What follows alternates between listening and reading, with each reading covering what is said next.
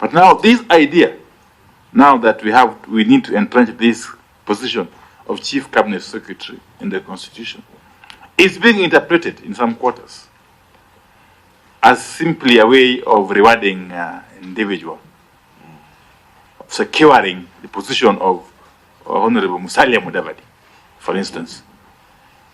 And in a sense, it is causing serious friction between the Honorable Musalia Mudavadi and the Honorable Rigathi Gachagua. That's presumptive. Yes, for sure, yes. And to an extent, that is being to an extent, the incessant outbursts of Honorable Gachagua casting aspersions or castigating this talk is attributable to that mere fact that the Honorable Musalia Mudavadi's position is being entrenched in the Constitution, and thereby watering down the influence, power, and prestige of the office of the Deputy President.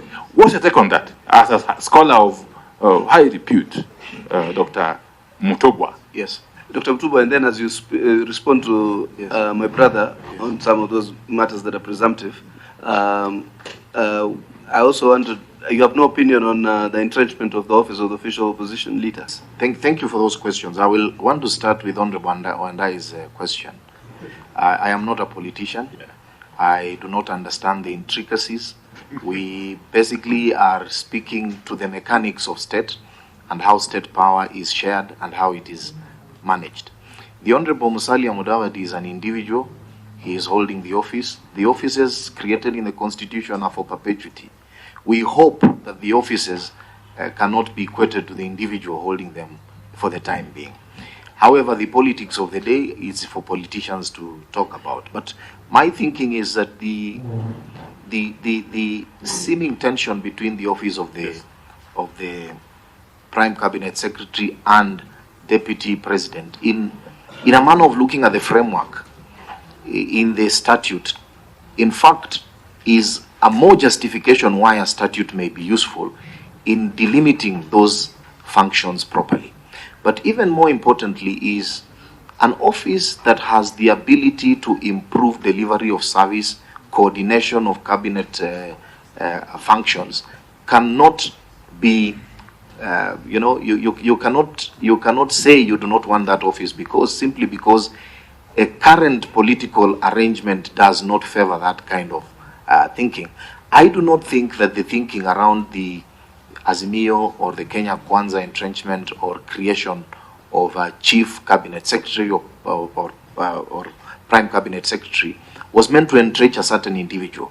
In fact, it was meant to create a situation, an appreciation of the political culture in the country, that the more power is dispersed horizontally, the better for everybody than it is vertically, because it creates an impression, even if it is only for optics, that there is inclusion in the affairs of state.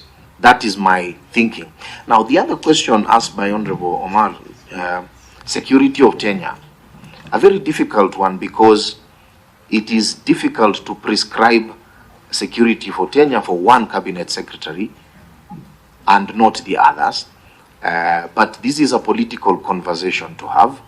My suggestion was that, look, for one to be effective in a role almost that of a head of public service and a CEO of the state on behalf of the president, a person who will be held accountable by the appointing authority, there must be some way in which that person wakes up in the morning knowing that he has a job, and the job can only